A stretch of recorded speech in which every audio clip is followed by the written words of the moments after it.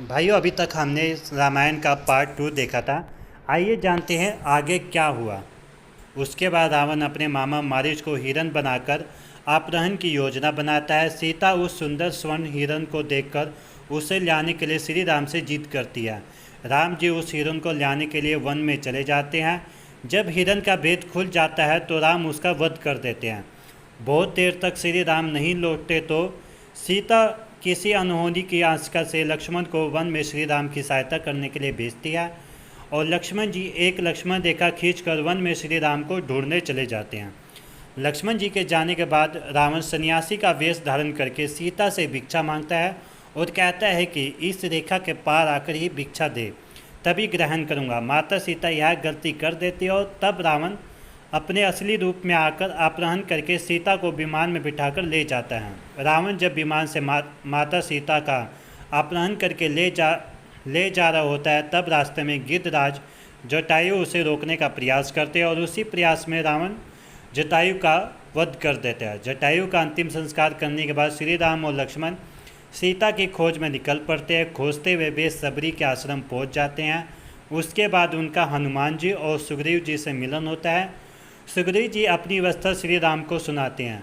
सुग्रीव जी की अवस्था सुनकर राम जी बाली वध के लिए तैयार हो जाते हैं और सुग्रीव और बाली के युद्ध के दौरान राम जी बाली का वध करके सुग्रीव को किष्किंधा का राजा बना देते हैं। सीता की खोज में जामवंत के कहने पर हनुमान जी को अपनी शक्तियों का आभास होता है और वे समुद्र लांघ कर अशोक वाटिका पहुँच जाते हैं। वहाँ उनके विभीषण से भेंट होती है। उसके बाद में माता सीता को श्री राम की अंगूठी देकर श्री राम के बारे में बताते हैं। उसके बाद हनुमान जी को मेघनाथ बंधक बनाकर रावण के समक्ष खड़ा करता है तो वे रावण को श्री राम के समक्ष समर्पण करने या युद्ध के लिए तैयार रहने के लिए कहता है। वह सुनकर रावण उनकी पूंछ में आग लगवा देता है। हनुमान जी अपनी जलती हुई पूंछ से लंका को जला देते हैं।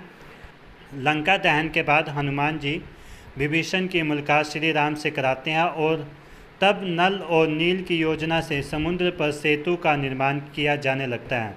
अंत में श्री राम बालीपुत्र अंगद को रावण की सभा में भेजकर संपन्न करने और शांति का अंतिम प्रस्ताव का संदेश देते हैं। रावण नहीं मानता तो अंगद अपनी शक्ति का प्रदर्शन करके चेतावनी देकर लौट आता है। उसके बाद राम और रावण का युद्ध होता है। तीसरे युद्ध में श्री राम का कुंभकर्ण से युद्ध होता है और कुंभकर्ण मारा जाता है। कुंभकर्ण और रावण के पुत्रों के मारे जाने के बाद लक्ष्मण मेघनाथ का युद्ध होता है। तब मेघनाथ राम लक्ष्मण को नागपाश में बांध देता है। फिर गरुड़ जी की सहायता से राम लक्ष्मण को नागपाश से मुक्त कराया जाता है। उसके बाद मेघनाथ के प्रहार से लक्ष्मण जी मूर्छित हो जाते हैं। तब हनुमान जी मेघराज सुसेन के कहने पर संजीवनी जड़ी बूटी का पहाड़ ले आते हैं।